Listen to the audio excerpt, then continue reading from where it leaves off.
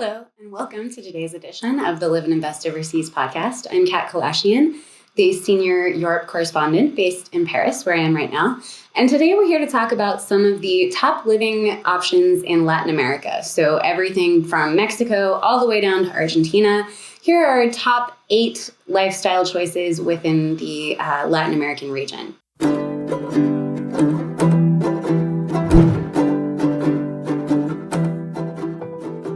So first of all, just to give some broad strokes, why would you want to choose Latin America over Europe, for example, or Asia, perhaps? Well, the easygoing cultures, that's kind of a given in Latin America. The mañana attitude is a cliche for a reason. The friendly people, the warm weather, the all-year sunshine for much of this part of the world. There's an extraordinary amount of cultural diversity, geographical diversity, from the Caribbean to the Pacific to the Andes, to the vineyards of Mendoza. Pretty much every kind of lifestyle you can imagine, mountainside villages, Spanish colonial cities, plus a cost of living that means you can actually afford to enjoy some of the finer things in life, some of the pleasures that you can take advantage of down here. Your budget could stretch 2, 3, 4, even 5 times further than it can back home. All of these things add up to some pretty fantastic lifestyle options south of the border. So here's a quick rundown of our top picks. Number 1, Mexico. So Mexico is huge, first of all. It's a massive country, and it does help to remind yourself in this context that Mexico is in North America. So it's very familiar. This is probably the number 1 aspect that Mexico is going to offer. This is its big selling point for a Canadian or an American, is that everything is very familiar. You can go to the Pet Depot, the Walmart, the Home Depot, everything in the stores, all of the brands in the stores are going to be very familiar to you. Starbucks, McDonald's, all these things. A lot of these branches, these chain stores do exist all around the world. But Mexico is probably the only place you're going to find a Home Depot, for example, or the Petco store. So there are many, many things that are familiar about Mexico, but it's also, as I said, a massive country. It's extraordinarily diverse, both in culture and in geography. So if you want to avoid that Americanized culture, then you can, and you can find a more authentic Spanish culture or Mexican culture, depending on where you are, Hispanic culture. But I mean, you can really take your pick among geography in Mexico: Mayan ruins, jungle, rainforest, rivers, lakes. As I said in the beginning, colonial villages and massive colonial cities. Mexico City is one of the most cosmopolitan and multicultural cities in the world. Fantastic eating there. So, probably Mexico is the best choice for someone looking for an overseas adventure that still has a lot of the comforts of home. It's also going to be very close. It's the most accessible country to America and Canada. Of course, you can drive from several states down to Mexico, and flights are, there are often many, many flights all year round. And usually they're direct and only a few hours away. So very, very easy way to dip your toe into the lifestyle overseas. Number 2 is Belize. And while Belize is very familiar in the sense that English is the official language of the country, so everyone speaks English and you'll have no problems getting by in English, the population is incredibly diverse, and that's it. The language is just about where the familiarity will end in Belize, because Belize is a far cry from, I think, most lifestyles that people are familiar with today. So this is a great place to go completely off-grid. It's a great place to try a self-sufficient lifestyle, a great place to own some land in the world for farming or for tree farming to grow trees or to grow produce.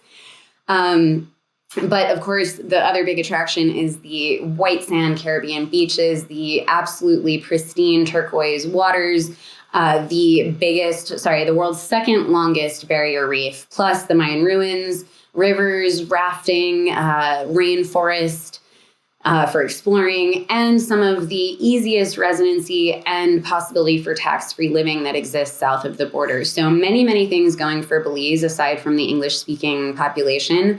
But so here's where things start to fall apart for Belize. The infrastructure is not great. In fact, you could hardly say there is any infrastructure.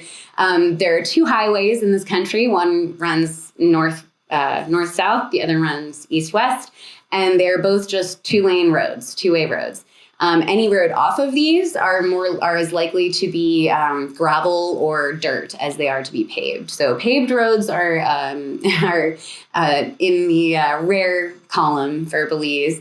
The Wi-Fi and the cell service and electricity even can be spotty around the country, and a storm might put out a service for who knows how long. Medical care is not Belize's strong suit either. So there are definitely some drawbacks to Belize, but if you are looking for a close to home, completely different adventure than you would have in back home or in Mexico or in any of these other countries, something that you really can't get anywhere else in the world, Belize is so unique. There are no fast food franchises, for example. There are no big box stores. So where I said in Mexico, you can go to your Taco Bell, your Burger King, your Walmart, your Home Depot. None of that is available in Belize. However, you can just drive across the border up to Mexico if you do want some of those things from time to time. But really, that's not what Belize is all about. This is a back to basics lifestyle, as I said, and that's part of the charm. That's really what draws people to Belize. So if you are looking for a simpler, freer, more private way of life, then Belize is certainly a place to look. Once you get there, if you find that the infrastructure, the lack of infrastructure is going to drive you crazy, then Belize definitely isn't for you. So this is a love it or leave it kind of place, and you'll either love it or decide to move on very quickly. But with everything going on in the world these days, Belize's appeal is greater than ever. Lots of space, with COVID restrictions being a concern in the past few years, the fact that you can own your own land, have your own freedom, space to go around in this very low, densely populated country. Great way to kind of escape the modern world, I guess. Our top pick in the Caribbean is number 3, the Dominican Republic. This is the Caribbean at its most affordable. Of course, most of the Caribbean now has been priced out for, the middle class. There is no more going to Bermuda or Barbados on a simple vacation because they're just too expensive. But the Dominican Republic is really the answer to that. So you get all of the same benefits of living in the Caribbean, but at a much reduced rate. A rich, relaxing, very diverse lifestyle. Even on your pension, you can live here very comfortably. Plus, there have been lots of recent infrastructural developments in the past decade that mean that the country is far more advanced than it used to be. So transport, getting around on the highways, getting from A to B is much easier now on this island.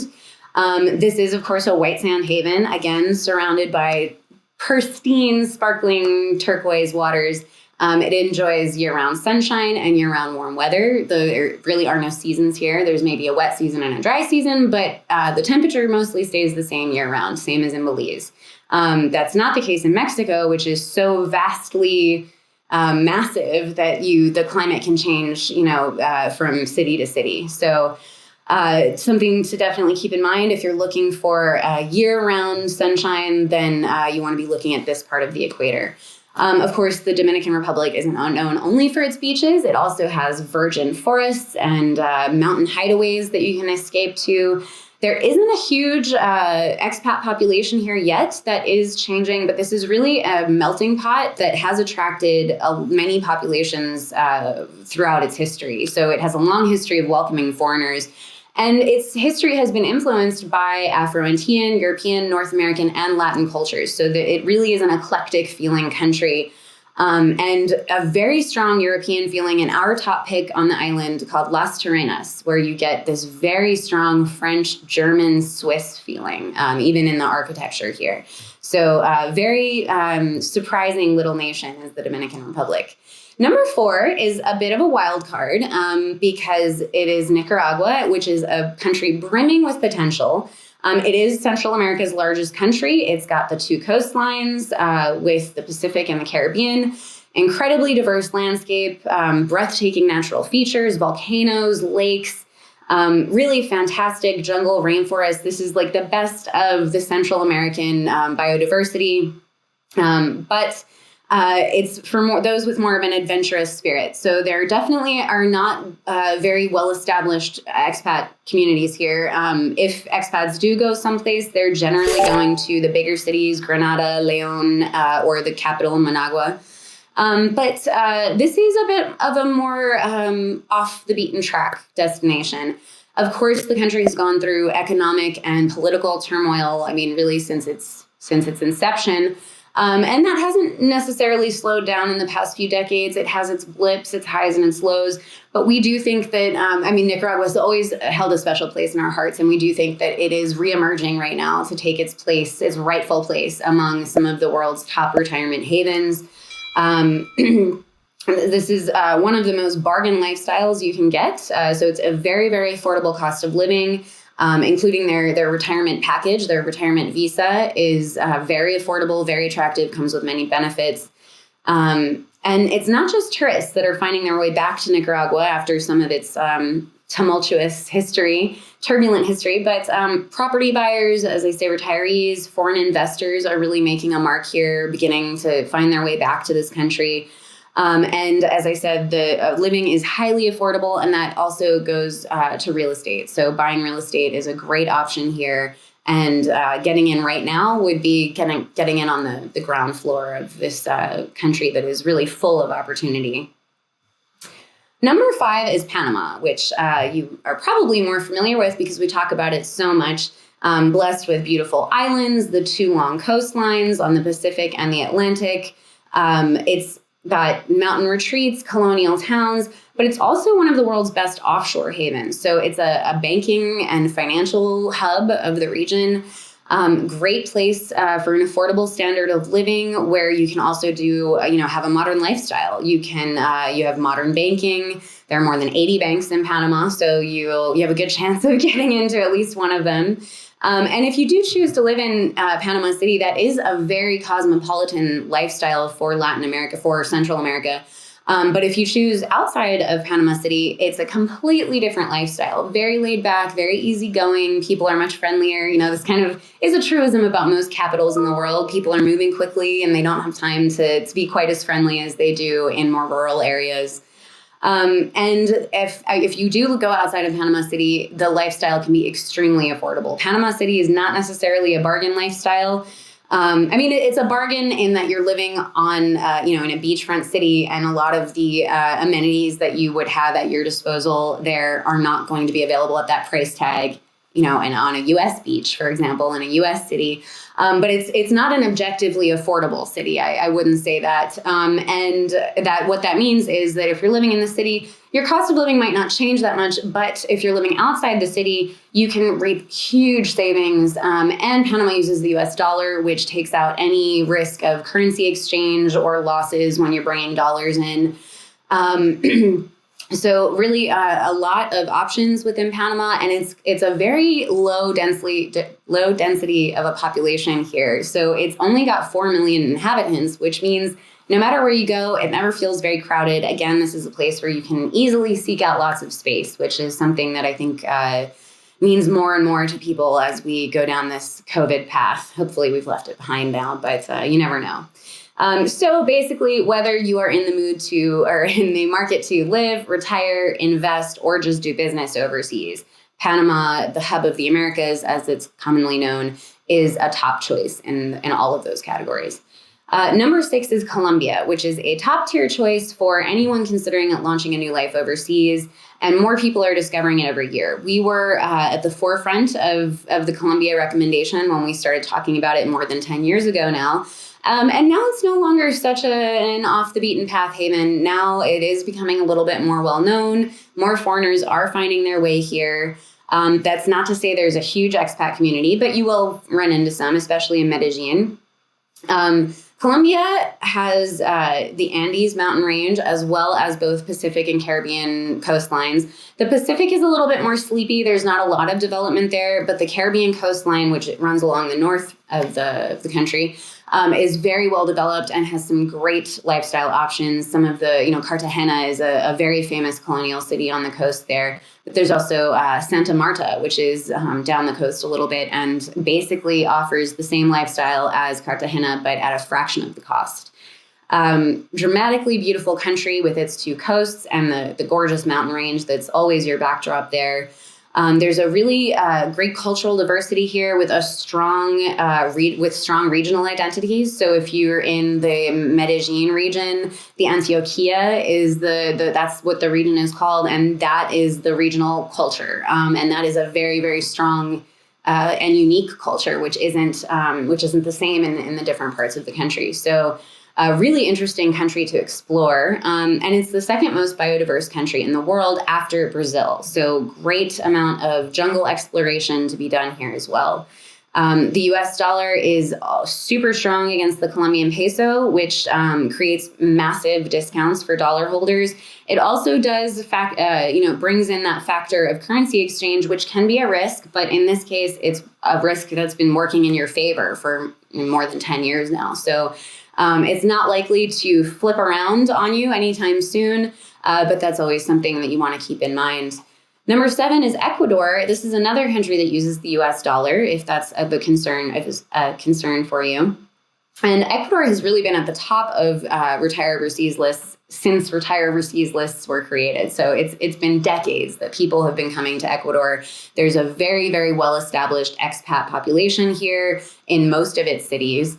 And it's possibly the most desirable and most affordable choice in the Americas. So I'm not going to say it's objectively the cheapest option, but for the lifestyle you're getting, it probably is, checks both of those boxes. It's where that Venn diagram overlaps. It is the cheapest and kind of highest quality lifestyle, if you can think about it that way.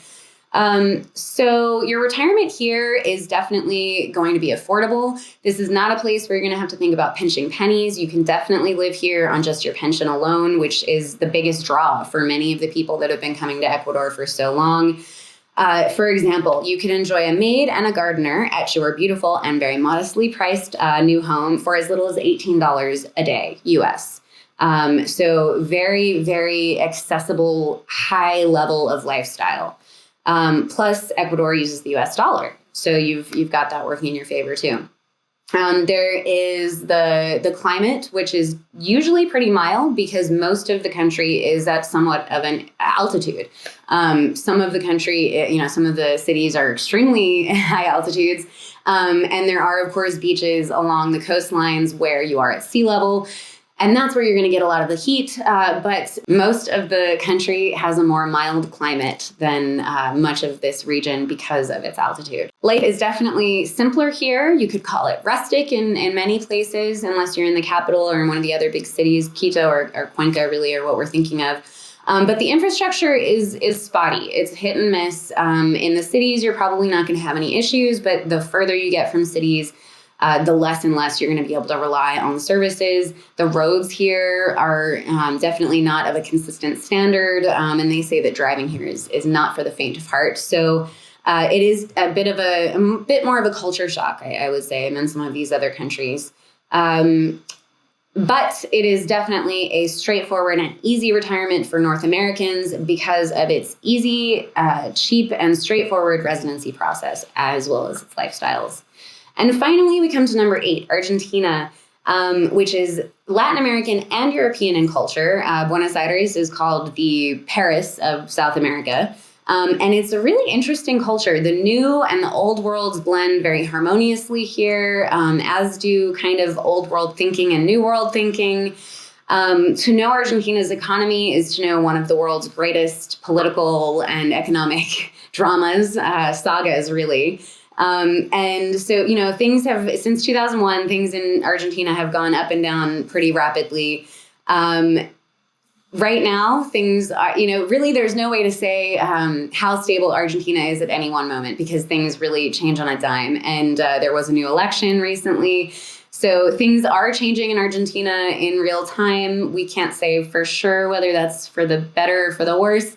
But world-class living options. Buenos Aires, as I said, is very European feeling. It's a massive city. It's sprawling and is home to a staggering 14 million people. So it gives you an idea of just how cosmopolitan the city is. But in the interior, you can also enjoy, a slower pace of living, live in the vineyards of Mendoza. live in the colonial Cordoba. There are many unique provinces here, including up in the mountains where you could go skiing. Patagonia is famous for a reason as well. So you can really choose to be as rugged or as cosmopolitan as you'd like to be in Argentina. And keep in mind, you can steer clear. You can keep yourself isolated from that economic danger by just spending part of the year there, not getting formal residency, not bringing in assets, not investing in the country. These are all ways to hedge your bets. And I'm not going to say that investing in Argentina is necessarily or objectively a good or a bad thing. These things fluctuate, especially in Argentina, but it's worth bringing these things to your attention. So which of these havens in the Americas do you think suits you best? Please let us know in the comments. Please like, comment, and subscribe. And please remember that we release a new one of these videos every Saturday. So be sure to tune in and check out your Live and Invest Overseas YouTube channel every week. Thanks. Bye.